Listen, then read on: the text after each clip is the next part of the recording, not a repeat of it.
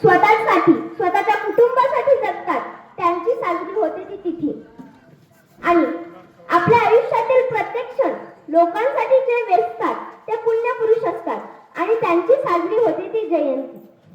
तसेच डॉक्टर बाबासाहेब आंबेडकर. भाषण किंवा व्याख्यान का ऐकावं? भाषण किंवा व्याख्यान का ऐकावं? कारण जगामध्ये जे बिघडवणार आहे ते विकत मिळतं आणि जे घडवणार आहे ते मोफत मिळतं. जगामध्ये जे आपल्याला बिघडवणार आहे त्याला अगोदर रोख पैसे द्यावे लागतात, मात्र घडवणार आहे ते उधार असेल तरीही चालतं.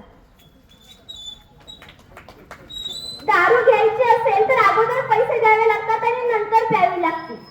मात्र दूध हे एका महिन्यानंतर पैसे दिले तरीही चालतात. ते उधार असेल कारण ते घडवणार आहे. घडण्यासाठी वेळ लागतो, चढण्यासाठी ताकद लागते, उतरण्यासाठी अजिबात लागत नाही. गुलामाला गुलामीची जाणीव करून दिल्याशिवाय तो पेटून उठणार नाही. गुलामाला गुलामीची जाणीव करून दिल्याशिवाय तो पेटून उठणार नाही. 100 वर्ष शेळी म्हणून जगण्यापेक्षा एक दिवस वाघ म्हणून जगा. 100 वर्ष शेळी म्हणून जगण्यापेक्षा एक दिवस वाघ म्हणून जगा. अन्याय करणाऱ्यापेक्षा अन्याय सहन करणारा हा जास्त दोषी आहे, असे अनेक विचार बाबासाहेबांनी आपल्याला दिले. पण नाही, आम्ही तर शिकायलाच तयार नाही. बाबासाहेब 18 तास अभ्यास करायचे. पण आजची तरुण पिढी ही व्यसनाकडे वाहत चाललेली आहे. मग कशी होणार क्रांती?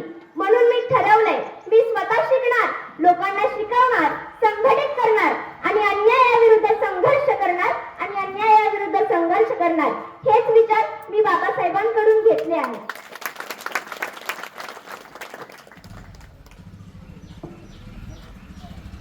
दलितांचे तलवार होऊन गेले, अन्यायाविरुद्ध प्रहार होऊन गेले. होते ते एक गरीबच, पण या जगाचा कोहिनूर होऊन गेले. वर्गाच्या बाहेर बसून सुद्धा भारताचे संविधान लिहून गेले.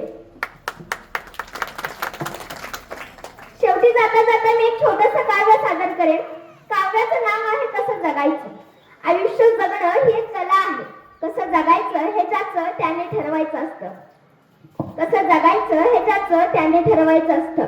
दुःख सगळ्यांनाच असतात. मग दुःखाला सामोरे जायचं की पचत जगायचं हे ज्याचं त्याने ठरवायचं असतं. आयुष्यात सुखाचे 4 क्षण येतात.